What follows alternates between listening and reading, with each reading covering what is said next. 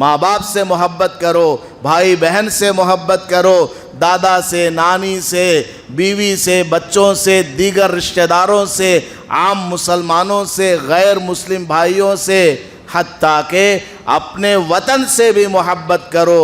جس زمین پر تم چلتے ہو، جس زمین کا تم کھاتے ہو، جس زمین پر تمہارا اوڑھنا، بچھونا، اٹھنا، بیٹھنا، سفر کرنا، دفن ہونا، یہ سب ہوتا ہے، اس زمین سے بھی تمہارے دلوں کے اندر محبت ہونی چاہیے۔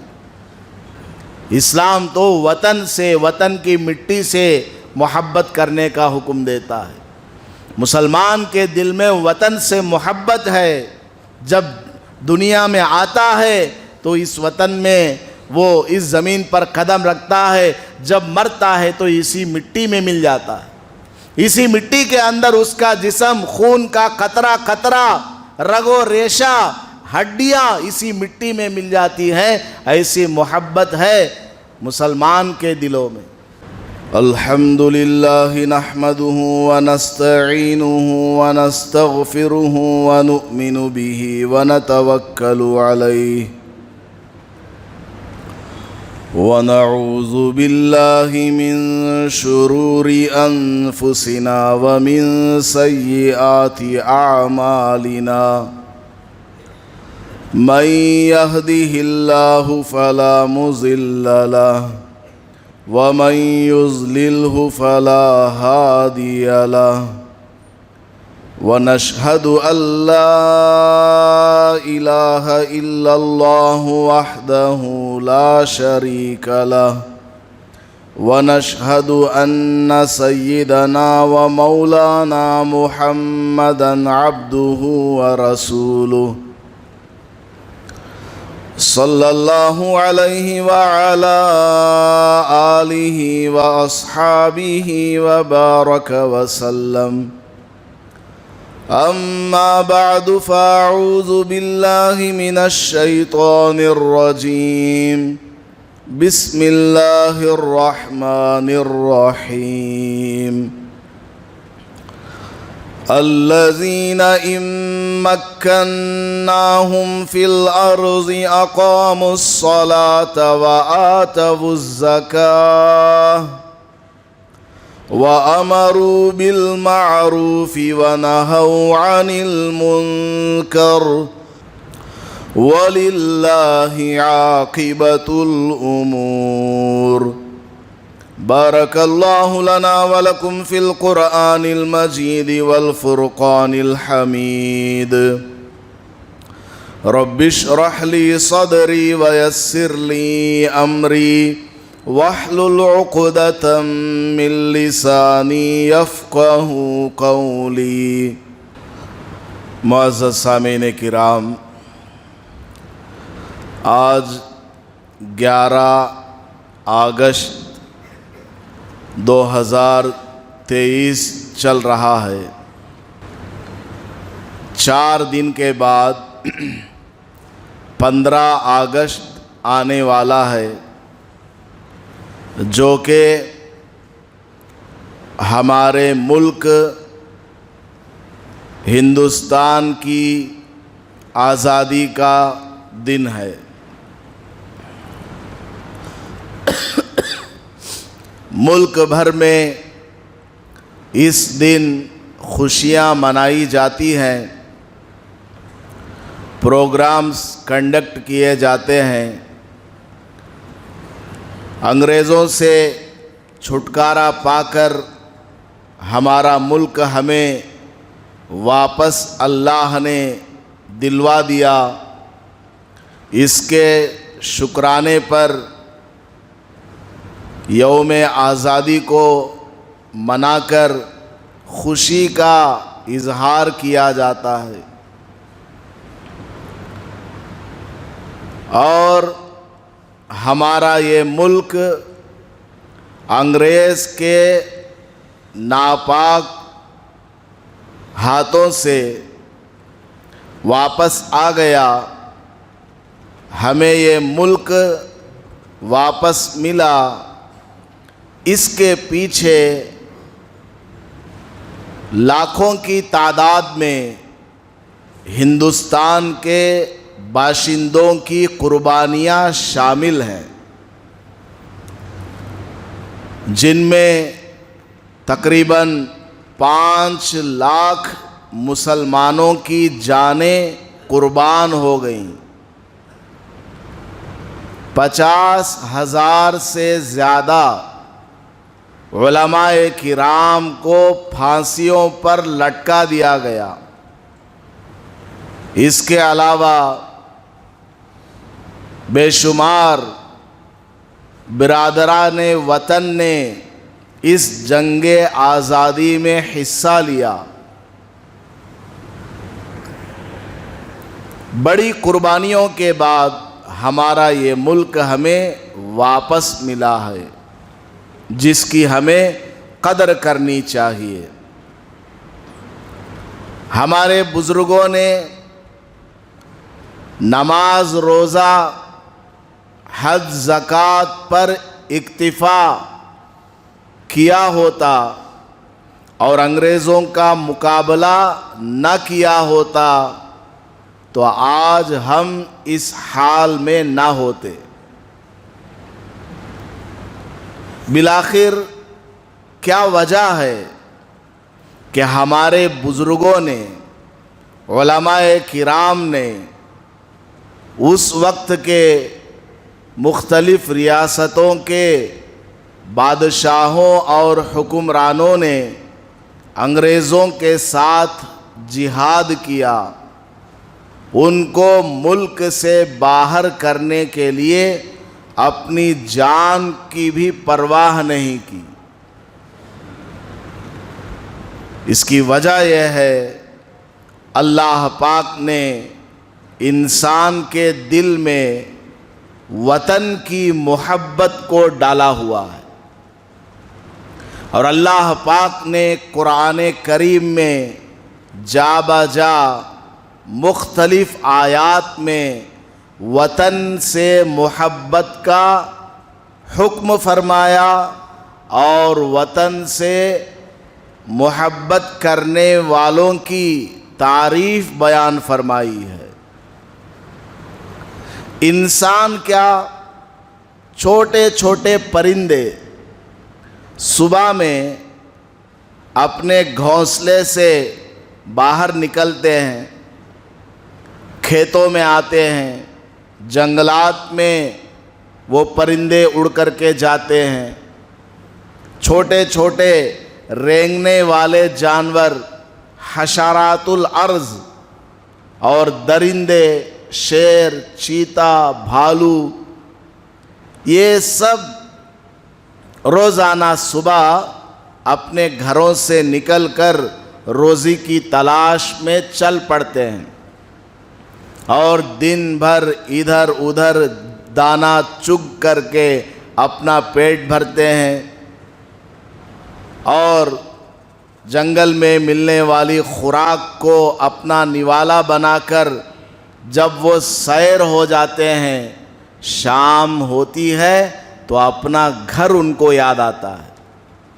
چاہے جتنی دیر ہو جائے، ان کو اپنے گھر سے اتنی محبت ہے کہ واپس گھر پر آ کر آرام کرتے ہیں۔ چھوٹے چھوٹے پرندے کے دل میں بھی اللہ نے ان کے رہنے کی جگہ کی محبت کو ڈالا ہوا۔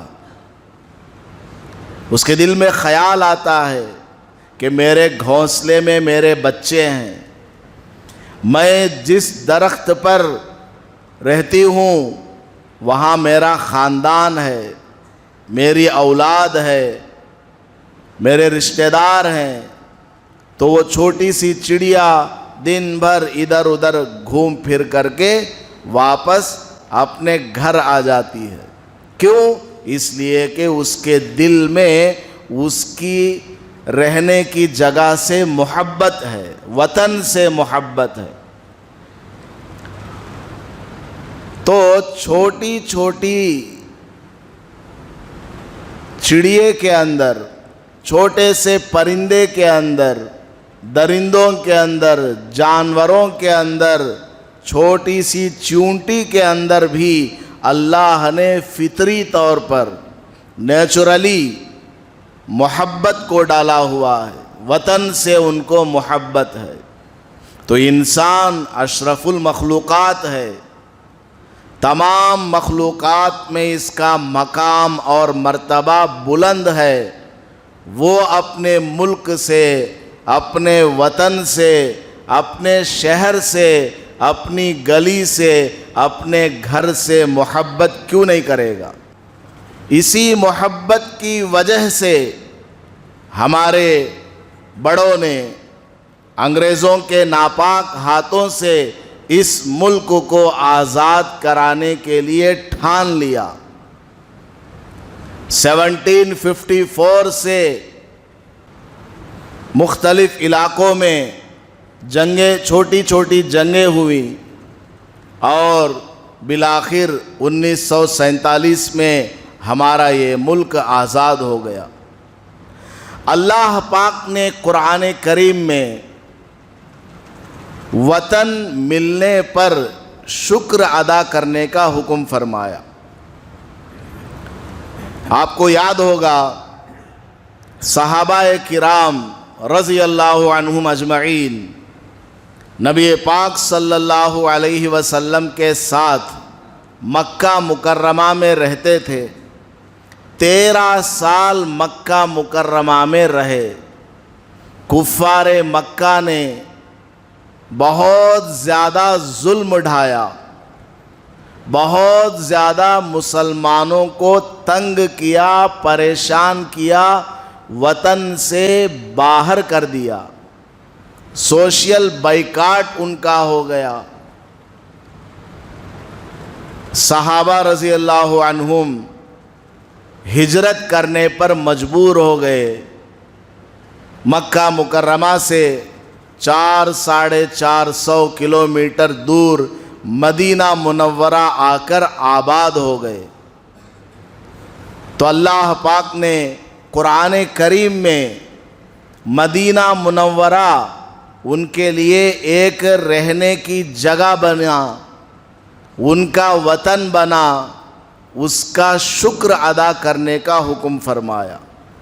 وَاذْكُرُوا إِذْ أَنْتُمْ قَلِيلٌ مُسْتَضْعَفُونَ فِي الْأَرْضِ تَخَافُونَ أَنْ يَتَخَطَّفَكُمُ النَّاسُ فَآوَاكُمْ وَأَيَّدَكُمْ بِنَصْرِهِ وَرَزَقَكُمْ مِنَ الطَّيِّبَاتِ لَعَلَّكُمْ تَشْكُرُونَ۔ یاد کرو اس وقت کو جب کہ تم تعداد کے اعتبار سے، گنتی کے اعتبار سے، کاؤنٹ کے اعتبار سے مکہ مکرمہ میں بہت تھوڑے تھے، بہت زیادہ تمہارے اوپر ظلم ہوا کرتا تھا۔ اس قدر ظلم ہوا کہ تمہیں اندیشہ تھا کہ تمہارے نام و نشان کو یہ کفار مٹا دیں گے۔ بعد میں اللہ پاک نے تمہیں وہاں سے نکالا اور مدینہ منورہ کو تمہارے لیے سکون کی جگہ بنایا، تمہارا مسکن بنایا، اور تمہاری مدد کی۔ وہاں مسلمانوں کی تعداد میں اضافہ ہوا اور روزی تم کو اللہ نے عطا فرمائی۔ یہ تمام نعمتیں تم کو ملی ہیں، رہنے کے لیے وطن ملا ہے۔ لعلکم تشکرون، تم اللہ کا شکریہ ادا کرو کہ تم کو ایک وطن مل گیا ہے رہنے کے لیے۔ تو وطن کا ملنا، وطن میں رہنا بہت بڑی نعمت ہے۔ آدمی فخر کے ساتھ کہہ سکتا ہے کہ میں ہندوستان کا باشندہ ہوں، میں انڈیا کا رہنے والا ہوں، میں انڈیا کا سٹیزن ہوں۔ وطن اگر نہ ہو، آدمی غلام بن کر کے رہے، کسی کے نیچے رہے، اس کی زندگی بالکل بے مزہ ہو جاتی ہے۔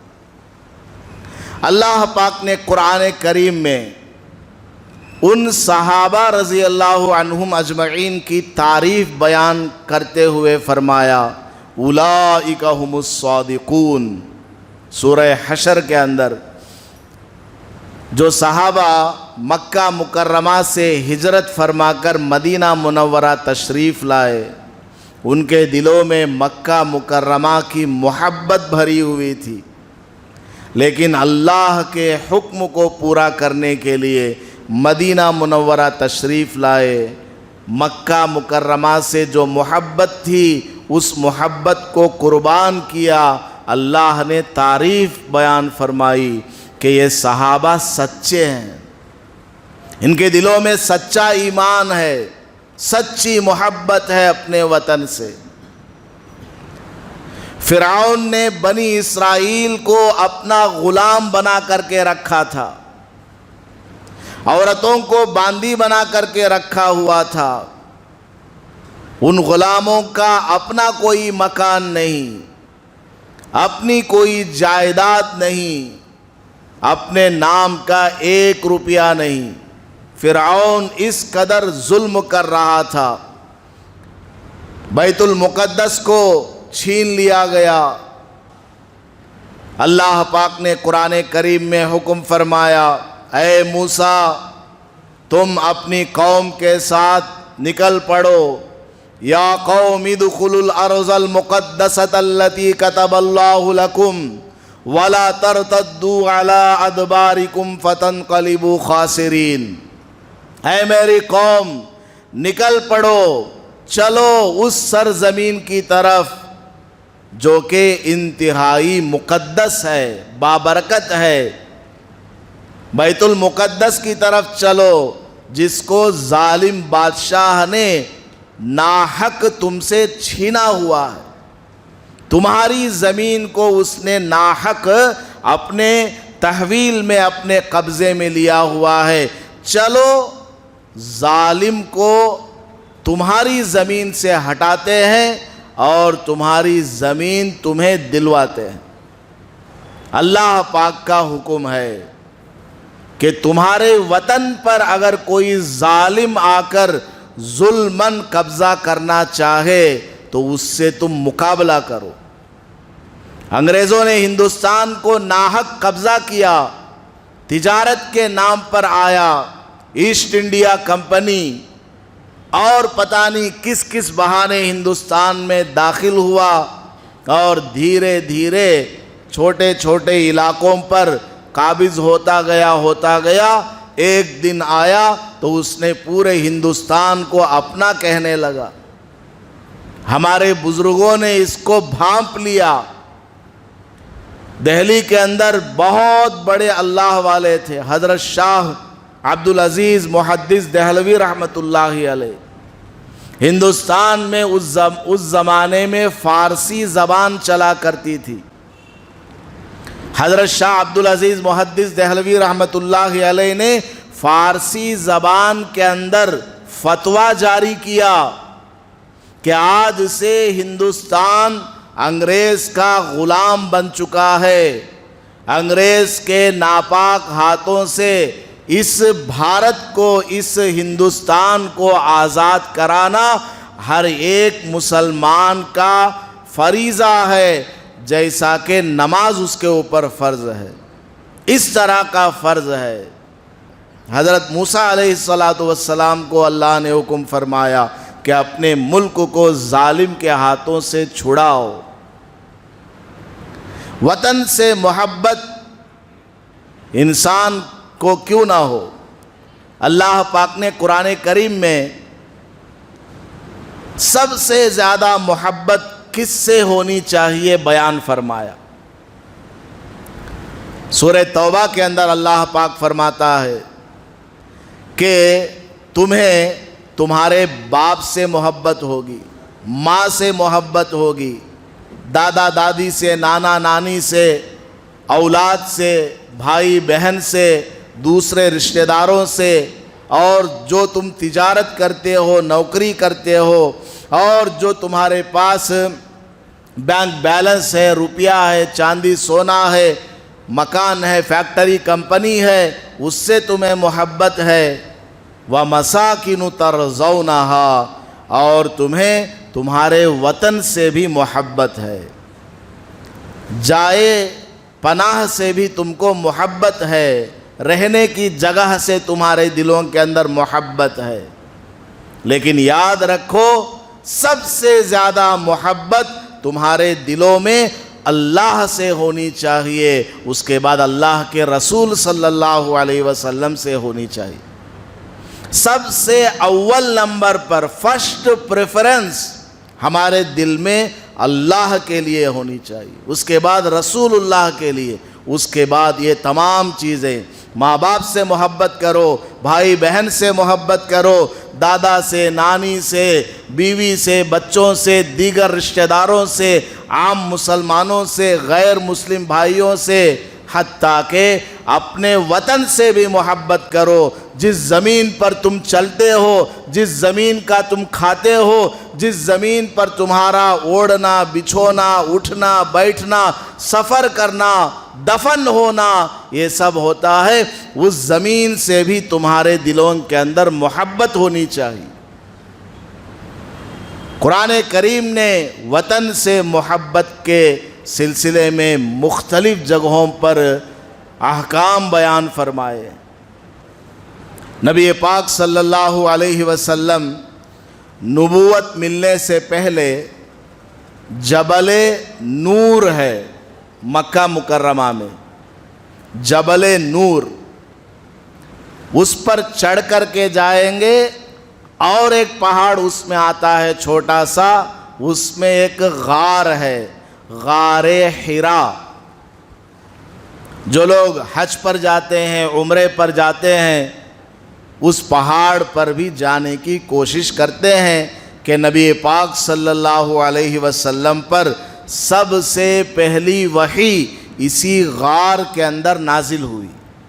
یہ اقرأ بسم ربک الذی خلق۔ نبی پاک صلی اللہ علیہ وسلم اس غار میں جا کر اللہ کی عبادت کیا کرتے تھے۔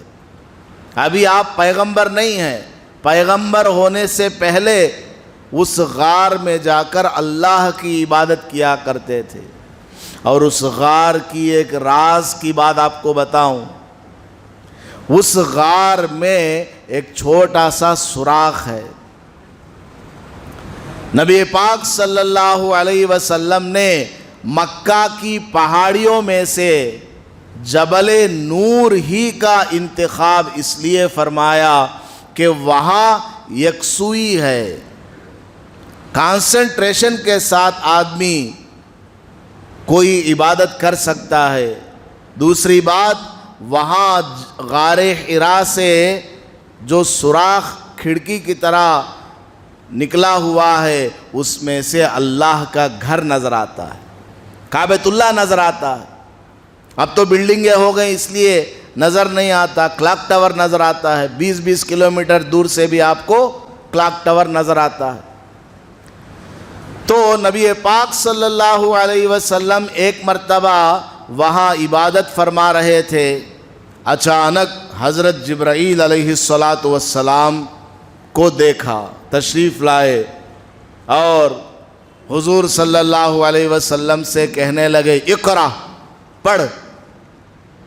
آپ صلی اللہ علیہ وسلم نے فرمایا ما انا بقاری، میں پڑھ نہیں پاتا ہوں، پڑھ نہیں سکتا ہوں۔ حضرت جبرائیل علیہ السلام نے پھر فرمایا اقرأ، پڑھ۔ آپ نے پھر منع فرما دیا، تو حضرت جبرائیل علیہ السلام نے حضور صلی اللہ علیہ وسلم کو اپنے سینے سے لگایا اور دبایا، اس قدر دبایا، آپ صلی اللہ علیہ وسلم فرمانے لگے مجھے ایسا لگا کہ آج میری موت واقع ہو جائے گی۔ پھر کہا کہ پڑھو، تب میری زبان سے وہ الفاظ جاری ہوئے قرآن کریم کے۔ خیر 5 آیتیں نازل ہوئیں، آپ جبرائیل علیہ السلام چلے گئے، آپ گھبرا کر اپنے گھر تشریف لائے، اپنی بیوی حضرت خدیجہ رضی اللہ عنہا کے پاس تشریف لائے اور کہا زملونی زملونی، مجھے چادر اڑاؤ، چادر اڑاؤ، مجھے ٹھنڈ لگ رہی ہے، گھبراہٹ سی ہو رہی ہے۔ کیا ہوا؟ آپ صلی اللہ علیہ وسلم نے پورا واقعہ سنایا کہ اس طرح میرے ساتھ ایک واقعہ پیش آیا جبل نور میں، غار حرا میں۔ حضرت خدیجہ رضی اللہ عنہا نے 5 باتیں حضور صلی اللہ علیہ وسلم کی تسلی کے لیے کی۔ بڑی زبردست باتیں ہیں، کسی وقت وہ آپ کے سامنے بیان کروں گا۔ پھر کہا چلیے میں آپ کو اپنے چچا زاد بھائی کے پاس لے چلتی ہوں۔ چچا کے بیٹے ورقہ ابن نوفل تھے، اس وقت بہت بڑے عالم تھے، ان کے پاس لے گئیں حضور صلی اللہ علیہ وسلم کو۔ ورقہ ابن نوفل نے پوچھا کیا ہوا ان کو، تمہارے شوہر کو؟ تو سارا واقعہ سنایا گیا۔ تو آپ صلی اللہ علیہ وسلم نے سارا واقعہ بیان کیا۔ ورقہ ابن نوفل نے کہا اچھا آپ کے ساتھ ایسا واقعہ ہوا، آپ کے سامنے کوئی آیا اور اس طرح کی آیتیں سنا کر کے گیا، بشارت ہو آپ کے لیے کہ اللہ نے آپ کو پیغمبر بنا دیا۔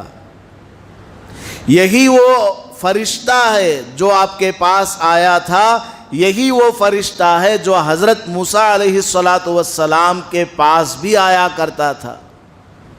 اس طرح کی بشارتیں وغیرہ سنانے کے بعد ورقہ ابن نوفل نے کہا اے محمد صلی اللہ علیہ وسلم، آپ کو ایک دن آپ ہی کے خاندان والے مکہ شہر سے باہر نکالیں گے۔ جیسے ہی یہ جملہ آپ صلی اللہ علیہ وسلم نے سنا تو فرمایا اَوَ مُخْرِجِيَّهُمْ، کیا وہ لوگ مجھے اس شہر سے باہر کر دیں گے؟ یہ میرا شہر ہے مکہ مکرمہ، میری پیدائش یہاں ہوئی، میرے ماں باپ یہاں کے رہنے والے، میرا خاندان اس شہر میں ہے، اور میرے ہی خاندان والے مجھے میرے ہی شہر سے باہر کر دیں گے؟ تو ورقہ ابن نوفل نے کہا ہاں آپ جیسی جو بھی شخصیت اس دنیا میں گزری ہے، ہر ایک کے ساتھ تقریباً ایسے ہی مظالم ہوئے ہیں، آپ کو گھبرانے کی ضرورت نہیں ہے۔ تو یہاں دیکھیے رسول اللہ صلی اللہ علیہ وسلم کے دل میں اپنے وطن سے کتنی محبت ہے، مکہ مکرمہ سے۔ جیسے ہی سنا کہ آپ کو اپنے وطن سے ہی باہر نکالا جائے گا، آپ تعجب میں کہنے لگے کیا مجھے میرے خاندان والے ہی میرے شہر سے نکال دیں گے؟ اور 13 سال کے بعد وہ وقت آ گیا کہ مکہ شہر کو چھوڑ کر آپ صلی اللہ علیہ وسلم کو مدینہ منورہ کی طرف ہجرت کرنا پڑا۔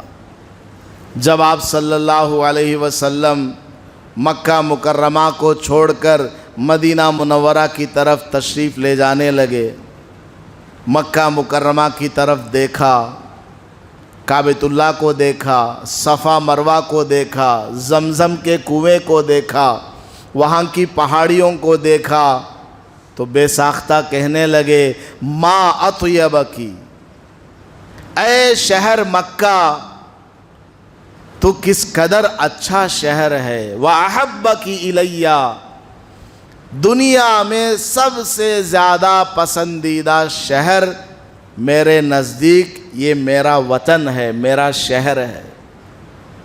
فَلَوْلَا أَنَّ قَوْمِي أَخْرَجُونِي مَا سَكَنْتُ غَيْرَكِ، اگر میری قوم نے مجھے میرے وطن سے باہر نکلنے پر مجبور نہ کیا ہوتا، میں کبھی کسی اور شہر کو اپنا وطن نہ بناتا۔ اس قدر محبت رسول اللہ صلی اللہ علیہ وسلم نے اپنے وطن سے کرنے کا عملاً ہمیں حکم دیا۔ ہم ہندوستان کے رہنے والے، ہندوستان میں ہماری پیدائش ہوئی، ہمارے باپ دادا اوپر تک جائیں، حضرت آدم علیہ السلام کو اللہ نے جب دنیا میں بھیجا، کہاں بھیجا؟ ہندوستان میں بھیجا۔ بعد میں ہندوستان ڈیوائڈ ہو کر سری لنکا، بنگلہ دیش ادھر ادھر ہو گیا، ورنہ اللہ تعالیٰ نے جس وقت اس دنیا میں حضرت آدم علیہ السلام کو بھیجا اس وقت یہ سارا ہندوستان ہی تھا۔ سراندیپ کے اندر اللہ نے حضرت آدم علیہ السلام کو بھیجا۔ تو دنیا میں آنے والے سب سے پہلے انسان ہمارے دادا حضرت آدم علیہ السلام کا یہ وطن ہے، اور ہم بھی یہاں پیدائشی دادا سے زمانوں سے رہ رہے ہیں، ہزاروں سالوں سے یہاں رہ رہے ہیں، یہ ہمارا وطن ہے، اس سے ہمیں محبت کیوں نہ ہو۔ حضرت انس رضی اللہ تعالیٰ عنہ فرماتے ہیں رسول اللہ صلی اللہ علیہ وسلم جب کہیں سفر پر تشریف لے جاتے، مدینہ منورہ میں آپ کا مکان بن گیا، آپ کی رہائش وہیں اللہ نے طے فرما دیا، آخر تک آپ وہیں رہیں گے، مکہ مکرمہ آتے جاتے رہیں گے۔ حضرت انس رضی اللہ تعالیٰ عنہ فرماتے ہیں کہ رسول اللہ صلی اللہ علیہ وسلم جب کبھی مدینہ منورہ سے کسی اور علاقے کی طرف سفر میں تشریف لے جاتے تو مدینہ منورہ واپس آتے ہوئے جلدی کیا کرتے تھے۔ جیسے ہی مدینہ منورہ کے پہاڑ اور مدینہ منورہ کے مکانات، وہاں کے درخت کھجور کے یہ نظر آنے لگتے، علاقہ قریب ہونے لگتا، آپ صلی اللہ علیہ وسلم اپنی اونٹنی کو تیز بھگانے لگتے، چلو مجھے اپنے وطن لے چلو جلدی سے۔ اگر کسی دوسری سواری پر آپ سوار ہیں، گھوڑے پر ہیں، تو آپ اپنے دونوں ایڑیوں کے ذریعے اس کو، جانور کو ہکایا کرتے تھے کہ تیز مجھے لے چلو، میرا وطن آ گیا، میرا شہر آ گیا۔ آپ لوگ بھی سعودی جاتے ہیں، نوکری کرنے جاتے ہیں، دبئی جاتے ہیں، یا عمرے پر گئے، واپس آپ آئے، بنگلور ایئرپورٹ پر اترے، ایئرپورٹ پر اترنے کے بعد آپ ڈرائیور سے کیا کرتے ہیں؟ ڈرائیور بولتا ہے فلان جگہ کھانا کھائیں گے، ارے گھر چلو، پہلے مجھے اپنے مدن پلی لے چلو، بعد میں دیکھ لیں گے کھانا وانا۔ اور جیسے ہی رائل پاڑ آ جاتا ہے اور اس کے بعد ہمارا بارڈر آندھرا کا شروع ہو جاتا ہے، اور زیادہ دل کے اندر خوشی ہوتی ہے، ہمارے مکانات ہمارے تصور میں نظر آنے لگتے ہیں کہ اب یہ گلی آئے گی، یہ روڈ آئے گا، ادھر جاؤں گا، ادھر جاؤں گا، میری گلی کیسی بدل گئی ہوگی، کس کا مکان بن گیا ہوگا، میرے گھر کے سامنے کیا تھا کیا نہیں ہے۔ یہ سب کیا ہے؟ وطن سے محبت ہے۔ رسول اللہ صلی اللہ علیہ وسلم جانور کو تیز بھگایا کرتے تھے کہ مجھے میرے مدینہ لے چلو، میرا وطن آ گیا، میرا گھر آ گیا، میرا خاندان یہاں پر ہے، میرے رشتہ دار یہاں پر ہیں۔ حضرت انس رضی اللہ تعالیٰ عنہ فرماتے ہیں خیبر ایک مرتبہ رسول اللہ صلی اللہ علیہ وسلم تشریف لے گئے تو میں بھی آپ کے ساتھ حاضر ہوا کہ حضور کی خدمت کر لوں گا۔ جب خیبر سے واپس ہونے لگے رسول اللہ صلی اللہ علیہ وسلم مدینہ منورہ کے قریب پہنچے، احد پہاڑ نظر آیا۔ حضرت انس رضی اللہ تعالیٰ عنہ فرماتے ہیں جیسے ہی احد پہاڑ نظر آیا، نبی پاک صلی اللہ علیہ وسلم نے فرمایا ھذا جبل یحبنا ونحبہ، یہ وہ پہاڑ ہے احد جو ہم سے محبت کرتا ہے، ہم اس پہاڑ سے محبت کرتے ہیں۔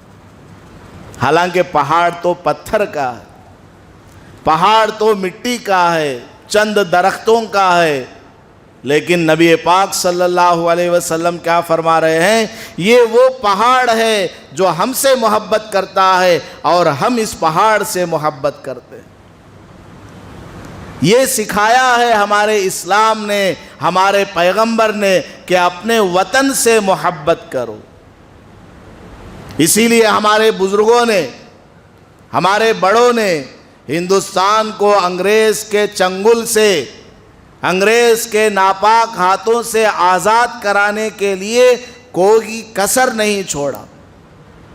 مال کی قربانی دینا پڑا تو مال کو قربان کیا، جان دینی پڑی تو جان کو بھی قربان کر دیا۔ بڑے بڑے اولیاء اللہ نے، ٹیپو سلطان شہید رحمت اللہ علیہ، کس قدر بڑے اولیاء، جس دن آپ کی شہادت ہوئی اس دن بھی آپ نے تہجد کی نماز کو نہیں چھوڑا، اس دن بھی آپ نے فجر اور اشراق کو نہیں چھوڑا، ذکر اور تلاوت کو نہیں چھوڑا۔ بڑی قربانیوں کے بعد ہمارا یہ وطن ہمیں واپس ملا۔ رسول اللہ صلی اللہ علیہ وسلم نے پہاڑ کو دیکھ کر کے فرمایا یہ وہ پہاڑ ہے جو ہم سے محبت کرتا ہے، ہم اس سے محبت کرتے ہیں۔ پھر حضرت نے دعا فرمائی کہ اے اللہ میں اس مدینہ کو اسی طرح قابل احترام بناتا ہوں جیسا کہ میرے دادا نے، حضرت ابراہیم علیہ السلام نے مکہ شہر کو قابل احترام بنایا۔ مکہ کو کیا بولتے ہیں؟ حرم شریف بولتے نہیں بولتے؟ حرم شریف، حرم شریف، حرم کا مطلب کیا؟ بہت زیادہ عزت والی جگہ، بہت زیادہ احترام والی جگہ۔ تو نبی پاک صلی اللہ علیہ وسلم کو اپنے وطن سے، مدینہ منورہ سے اس قدر محبت ہے، فرمایا کہ میں اس شہر کو حرم بناتا ہوں، حرم قرار دیتا ہوں کہ یہ آج سے سب سے زیادہ قابل احترام ہے، اور وہاں برکتوں کے نزول کے لیے دعا فرمائی۔ تو ہمارے بزرگوں نے، ہندوستان میں اس وقت کے رہنے والے مسلمانوں نے لاکھوں کی تعداد میں جو قربانی دی ہے، اور ساتھ میں 1919 کے بعد مہاتما گاندھی جی جب افریقہ سے تشریف لائے، اس کے بعد سے ہندوستان کے غیر مسلم بھائیوں کو بھی ساتھ میں لے کر ہمارے علماء نے جنگ آزادی لڑی، اور 1947 کو ماہ رمضان میں شب قدر میں ہمارا یہ ملک آزاد ہوا۔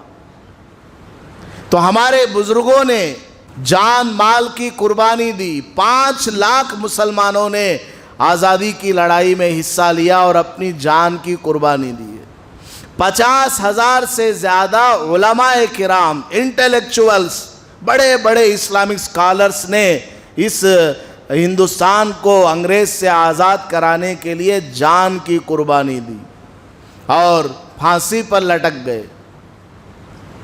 تو خلاصہ یہ ہے کہ اسلام وطن سے محبت کا حکم دیتا ہے، وطن سے بغاوت، وطن سے دشمنی کی تعلیم اسلام کیا کوئی دھرم نہیں دیتا دنیا کا۔ اسلام تو وطن سے، وطن کی مٹی سے محبت کرنے کا حکم دیتا ہے۔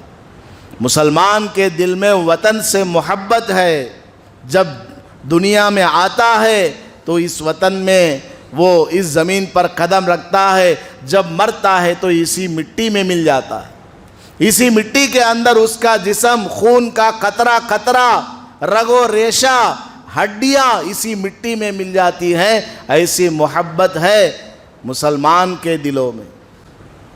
تو خیر، ہمیں اللہ پاک نے یہ وطن نصیب فرمایا ہے، اس کے لیے ہمیں کچھ کام کرنے پڑتے ہیں۔ وہ کام کیا ہے؟ سب سے پہلے اللہ کا شکر ادا کرنا کہ اللہ پاک نے ہمیں ایک آزاد انڈیپینڈنٹ کنٹری عطا فرمایا، ایک آزاد ملک عطا فرمایا۔ سب سے پہلے اللہ کا شکر ادا کرنا۔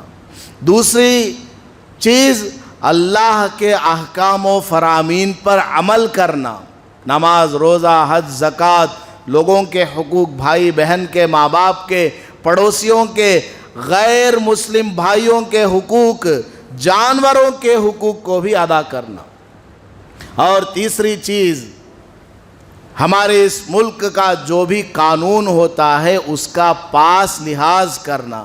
تو ہندوستان کا جو قانون ہے اسے ہمیں فالو کرنا، اس کو دل و جان سے ماننا، اور اس ملک کی بقا کے لیے، اس ملک کی سالمیت کے لیے، اس ملک کے اندر امن چین سکون قائم رہے، اس کے لیے ہمیشہ دعا کرتے رہنا. اور سال میں ایک مرتبہ آزادی کا جشن آزادی کا دن آتا ہے 15 اگست، تو اس دن اپنے اس محبت کا اظہار کرنا، ترنگا لہرانا، اس وطن سے محبت کے اظہار میں ترنگا لہرانا، کچھ مٹھائی اپنے دوستوں میں بانٹ دینا، جیسا کہ اسکولوں کے اندر ہوتا ہے، دوسری جگہوں پر ہوتا ہے. ہمیں بھی کرنا چاہیے، ویسے کرتے ہیں، پہلے سے کرتے آ رہے ہیں، لیکن اور بڑے پیمانے پر ہمیں کرنا چاہیے. گلی گلی اور جہاں 10-15 دکانیں ہوں، سب ہندو مسلمان سکھ عیسائی سب مل کر کے ایک جگہ جھنڈا لہرائیں، اور اس کے بعد ٹافی وغیرہ تقسیم کریں. اسپتالوں میں جائیں اس موقع پر اور غریبوں کو کچھ دے کر کے آئیں.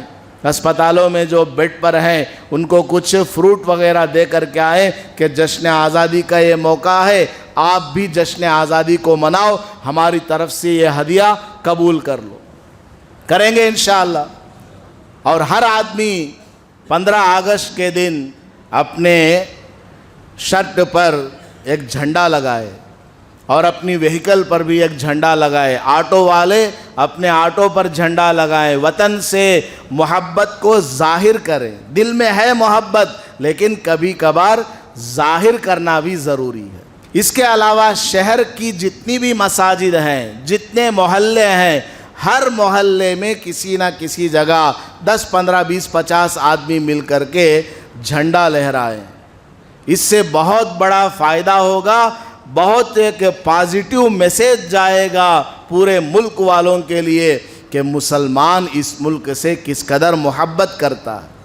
ہمارے بڑوں نے بزرگوں نے نام نہیں چاہا، جان کو قربان کر دیا، لیکن آج کل کے حالات میں ہمیں کچھ دکھا کر بھی کام کرنا پڑتا ہے. اس لیے ہمارے بڑوں کی طرف سے یہ حکم ہے کہ ہم محلوں کے اندر اور مساجد کے آس پاس اور اسی طریقے سے جہاں بھی 4-5 دکانیں ہیں سب مل کر کے جھنڈا لہرائیں گے. انشاءاللہ بہت اچھا میسیج جائے گا، اور اس طرح ہمارے ملک کے اندر بھائی چارہ بردرہڈ بن کر کے رہے گا. جھگڑوں سے فتنوں سے ہم بچ کر کے رہیں گے. اللہ پاک ہم سب کو عمل کرنے کی توفیق عطا فرمائے. آمین. وآخر دعوانا الحمدللہ رب العالمین.